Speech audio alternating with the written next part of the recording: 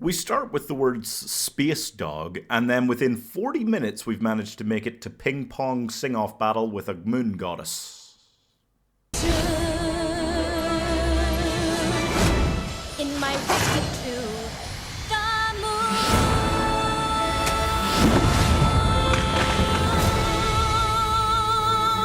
Yeah, okay, so there's this kid, and she's got two parents and a happy family for most of the opening song.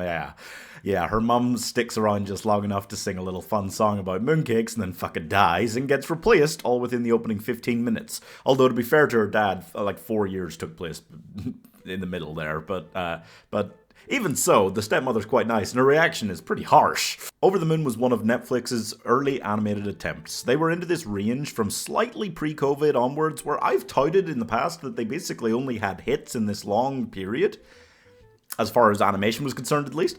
And, maybe we were slightly overestimating how good some of them were in the COVID era when there was nothing else to watch, but this is still fun. So Fei Fei builds a rocket literally capable of reaching the moon just to spite her new stepmother by proving that true love is real, by proving that this moon goddess who believes in true love is real, so that her dad will realize that he should remain true to his one true love, her mum, instead of the new stepmother. Holy long walk for a short drink of water, Batman. Okay, yeah, so there's this rabbit with an awful lot of facial expressions. She's kind of horny. Her soon-to-be stepbrother and his pet frog, and they all go up with her in the rocket. The Moon Lions bring them the rest of the way. They get to hear the moon's entry into Eurovision. I mean, Ultraluminary was great, but let's be honest, Changi walked so Huntrix could run. It's basically, the plot is that the goddess wants a gift, and they want a picture of her to prove to Fei Fei's dad that she's real. And that's the plot.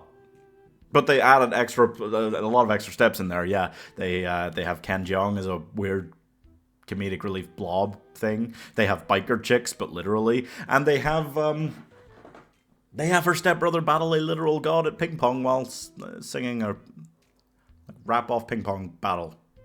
That was one of the more surreal scenes I've just ever seen in cinema. They rhyme luminaria with spectacularia a lot. The animation is good without ever being too impressive. I mean, the vomitous mass of colours that make up the Moon City is a little hard to look at times. My biggest problem here is that, and I don't say this often about animated films, but I feel like maybe this just needed to be 2 hours long, or like not try to do so many things at once, because it really does, like, the whole like rocket to the moon bit and her complaining about her mum being dead, which is fair enough, I guess, but God, goes on a lot. And then her dad moving towards this new family and her meeting the stepbrother and getting to know him and the stepmother and all this. There's a lot around that.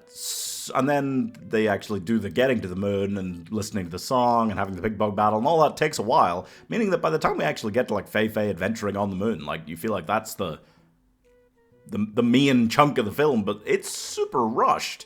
And it kind of feels a bit pointless because they are just running through that as if like, oh yeah, we have to have the little she goes on the adventure bit of the film. That's like obligatory for some reason. And then that kind of means that the ending feels a little bit unearned because they've just rammed through that whole bit really quick, which is kind of frustrating. Also, I feel like it's got the traditional musical problem, or animated musical problem, where the songs are like front-loaded. Like, there's... is there only one song in the entire second half of the film? Roughly? The third act, which appears suddenly, catches you unawares, is very sweet. The way they deal with grief in this film is interesting. And I know, it's basically every animated film just does that nowadays. Just like, oh yeah, this whole thing is an allegory for grief. But like, just because everyone's doing it doesn't mean some aren't doing it better than others, you know what I mean? I do feel like Chinese culture is just one big unexplored landmine that American films will continue to like pile drive into, especially after watching Ninja 2 beat out every American animated film ever at the box office. They're gonna hate that shit. This is overall a fun film. It's not incredibly rewatchable. It's kind of silly, but it's got some good stuff. It's got some good songs. I really like Ultraluminary.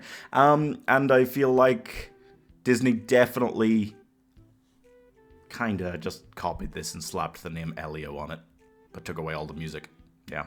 It does have, like, Disney Princess vibes almost, except that Fei Fei's good at science, which Disney likes to keep him dumb or quiet, or you get the idea. Anyway, so I'm giving They Don't Go Over the Moon. They just get to it. 3 stars. Ultraluminary sure gets you hyped. Oh, speaking of hype, YouTube made a new thing, so you can, like, hype up certain videos if you like them. So if you like the channel, like, hype up videos and then, you know, good stuff happens, I think. I don't really know how it works yet, but why don't you give it a go? See, you will find out how it works together.